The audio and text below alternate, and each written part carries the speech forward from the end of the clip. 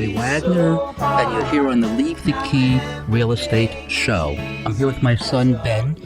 Last week we introduced Ben, and he's been working with my company now for a little over 2 years, and he's involved in the operations end of the business, and we've addressed all of that. But today we're going to talk about the different types of situations that we find people in. We consider ourselves to be a real estate solutions company. But not there just to buy your house, although obviously that's our objective. We make our living buying and selling houses.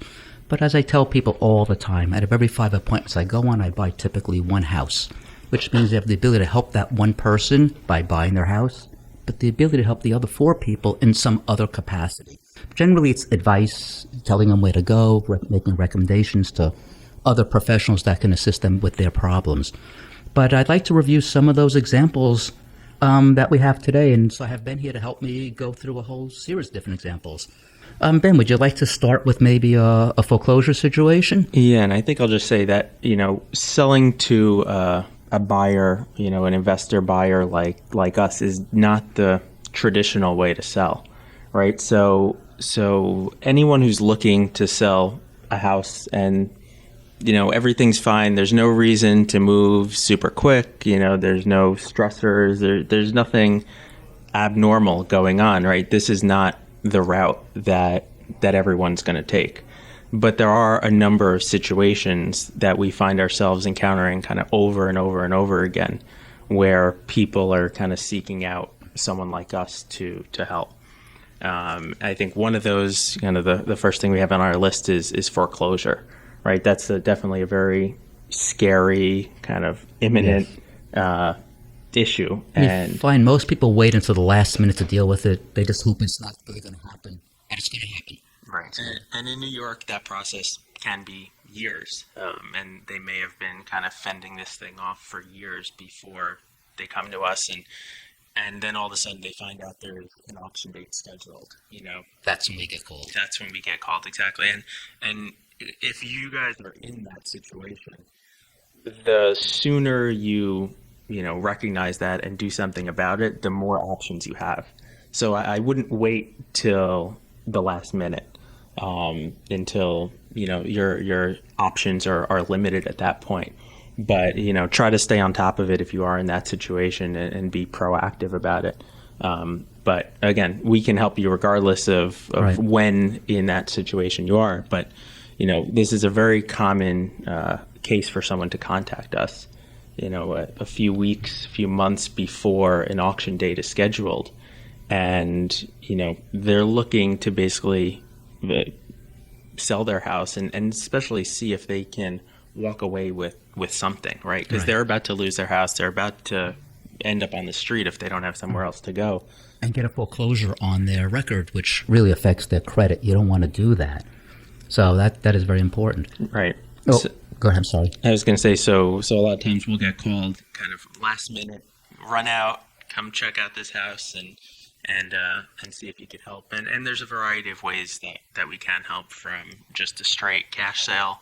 We can, we've done a ton of short sales, basically work with the bank to agree on a price, and a lot of times the debt has ballooned to a level where it's worth more than the house. But the debt is higher than where the the debt is Yeah. worth more than the house. So, there's no conceivable way for that person to sell the house Right.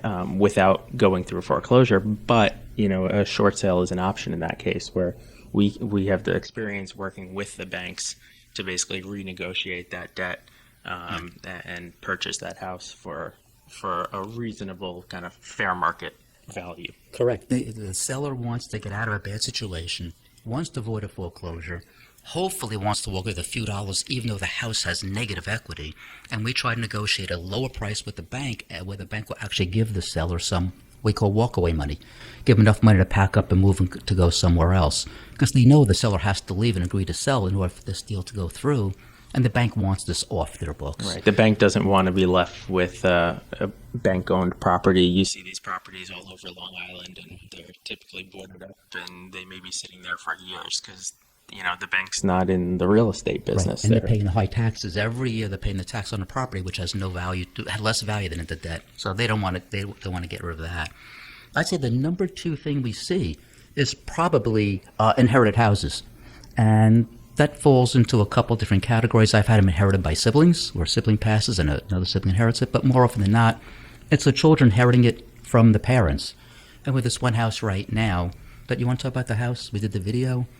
Yeah, so this house was inherited by a woman. It was in her family for 3 generations. Right.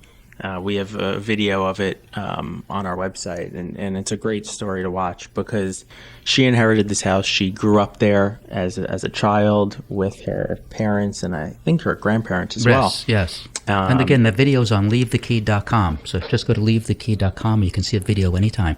Yeah, and you know, it's a great story. The family owned kind of a bunch of different parcels on the block, and they have since, sold it, and new houses have been built. So this block, in particular, this house, had a lot of history in her family. And it had some difficult tenants, and she didn't want to be a landlord after inheriting the property. Right. So she just, wanted to be done with it. But she really cared about the property. So to her, one of the most important things was that it was going to someone that she would trust could basically restore it to, its old glory. Right.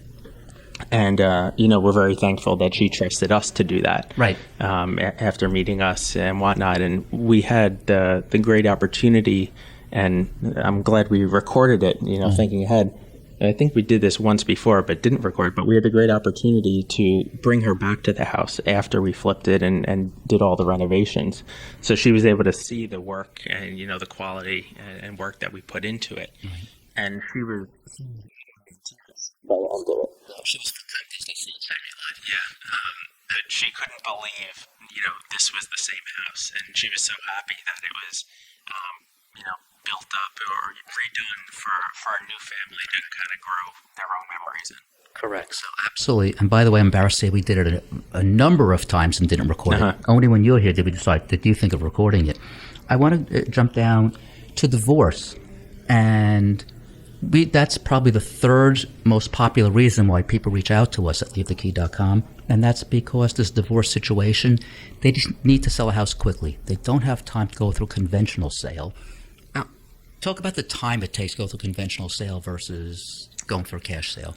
Yeah, I mean, first of all, you find a realtor, which takes, as long as it does or longer to find us. And there's a lot more realtors to sift through than there are buyers like ourselves. So I'll say that's a longer process just to find someone, right? To list your house. And of course, once it's listed, you then have to kind of sit back and wait for offers. It's a very reactionary approach. So that could take from, weeks to months. Absolutely. The average days on market's often around 90 days or something like that. And that's only, part of the process. So then you have to go into contract. And as we've talked about in the last episode, in New York, that process can take a while. In a traditional sale, you go into contract. Before you go into contract, you have a home inspection. And buyers obviously can fall through at that point, and which would leave you kind of starting all over from square one. So assuming that goes well, you go into contract. You're then waiting for a mortgage approval, which is typically 30 to 45 days. More like 45 to 60. At especially the during shortest. Corona. Exactly. So I mean, this whole process, if all goes well, 4 months at the quickest, but it often takes, considerably longer than that. 4, 6, 8, 9 months to sell a house, and with no guarantees. And as you said, a great word, it's a reactionary process where if you call a cash buyer, it's a proactive process. You're calling somebody, you're expecting to get an offer from that person, you accept or decline the offer, you call the next person. You're in total control. You're not multiple degrees of separation from the end result, which is to sell your house. So that's a very important benefit to going this way. It's used often in divorce because they need to resolve this quickly. Anyway, you've listened to the Leave the Key Real Estate Show. I'm Larry Wagner. Hello, I'm Larry Wagner. You're listening to the Leave the Key Real Estate Radio Show. And I'm here with my son Ben. Today we're talking about different situations where we come in to help people when they have real estate problems, which aren't always real estate problems. They're problems that involve real estate. And the difference is we just were talking about a divorce. Divorce is the problem, but they have to move the real estate quickly. And we just discussed the advantages of working with a cash buyer. This is a very fast process. Sometimes people just need a quick sale because because they have another house they're going to buy. That's probably the most common, you would think. Yeah, a lot of times, we've come across where exactly someone is under contract to buy another house, and it may not be contingent upon the sale of the first one, which puts them in a bind, right? They need to now close on the house they're purchasing, but they may not have the money to do that until they sell, their current house, and or their mortgage won't allow them Yep. to buy the new house without selling the first so house. they risk, losing their deposit on the prospective house. Right. That's a very common reason we get called in for a quick sale. Some people just want a quick sale. Some people want to control, sometimes it's a long sale, the opposite of a quick sale. They don't plan on moving till the next season, after the winter or whatever the case. Well, usually before the winter where we live. But they want to know the house is sold. So when the winter comes, they're ready to pack up their bags and leave permanently. They don't have to first worry about having their house sold. That's also very common for us, but more often quick than long.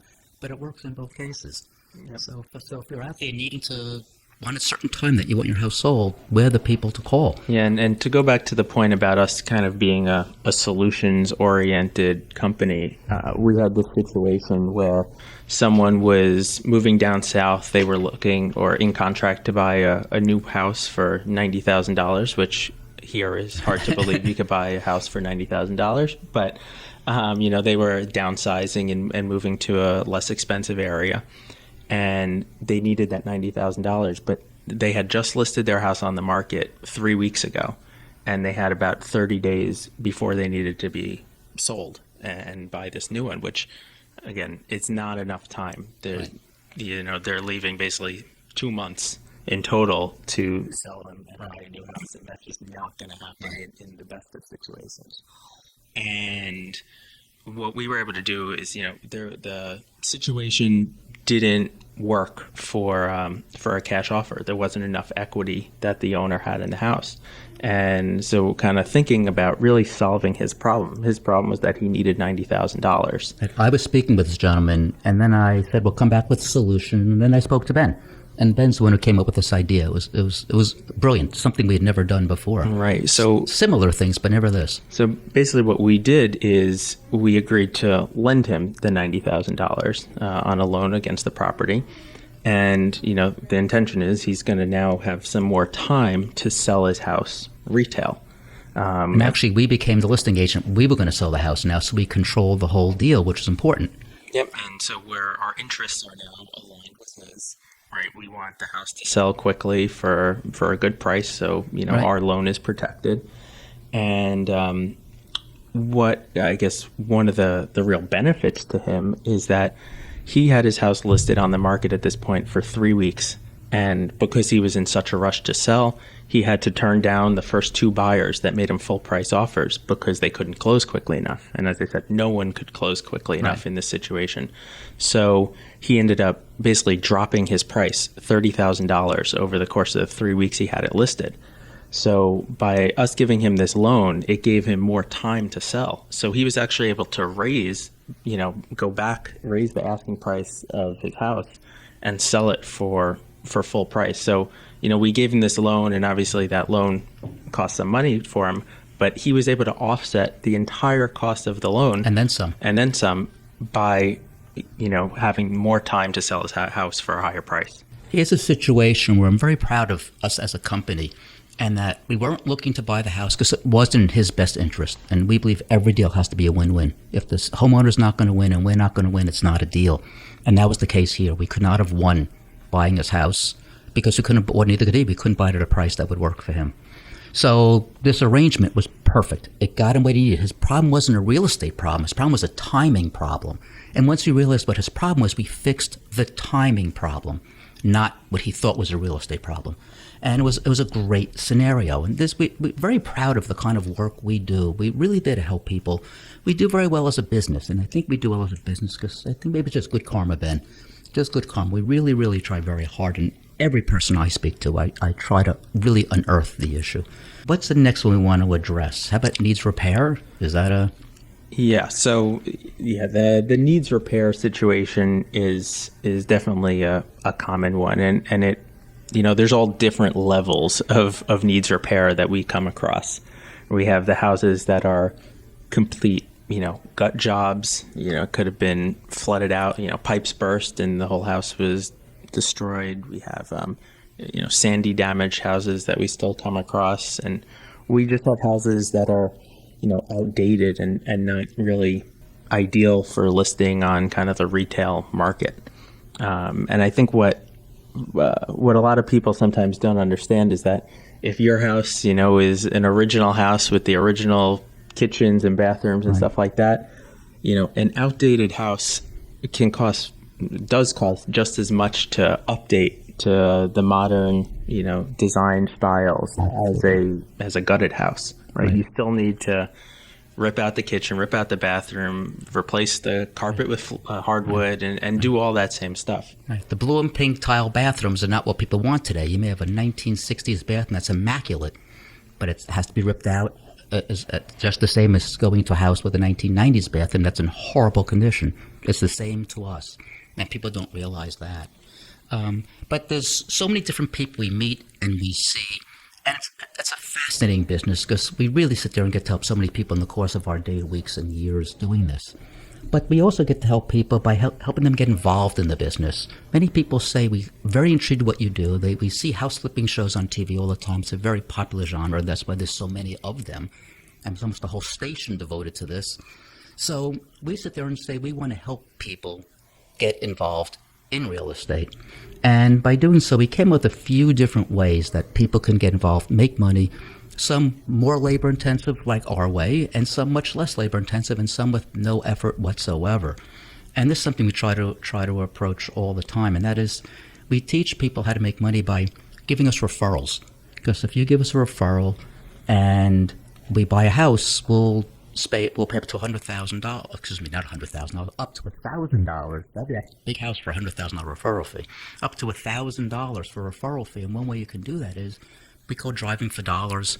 As you're doing your daily errands and going your daily routine, and you see a house that's in bad shape. What would describe a house that's in bad shape, Ben? You typically see overgrown grass, a roof that has just looks old or is kind of caving in different spots, or tarps. Yeah. Broken windows, old or missing kind of siding or pieces of siding there. Old boats or cars in the driveway or on the grass, or trash in the lawn. So just something that if you're living as their neighbor, you're probably not too happy about this house. Sure. And if you're not living there as a neighbor, but some neighbors unhappy, write down the address, reach out to us at leavethekey.com. That's leavethekey.com. And you can text us, email us, or call us. Let us know the address. If it's a house, we'll research every house that comes in. And if it's a house that we buy, we'll give you, again, a finder's fee or referral fee. Also, you can be a lender. People in our industry borrow money all the time. We keep cash on hand for very short-term sales. Someone has to close in 2 weeks. We'll use our own cash for that. But if we have a month, 45 days, 60 days to close, the people aren't ready in a rush. They have to pack up themselves, which is typical. We'll raise the money for those houses. So we have our money in reserve for those quick deals, which happen all the time. And so if you want to become a lender to people like us in our industry, be aware the higher the rate you command is based on the amount of risk you take. And that's very important. But again, the more deals someone's done, the less risk you have. Additionally, if you want to become a house flipper like us, this is a world where there's plenty of houses. We believe it's a world of abundance, and we're more than happy to share what we do joint ventures with you. If you have any interest in learning how to do this business, again, reach out to us at leavethekey.com, and we're more than happy to talk with you. Ben, it was a real pleasure having you again. Thank you. And I wish everyone a very good day.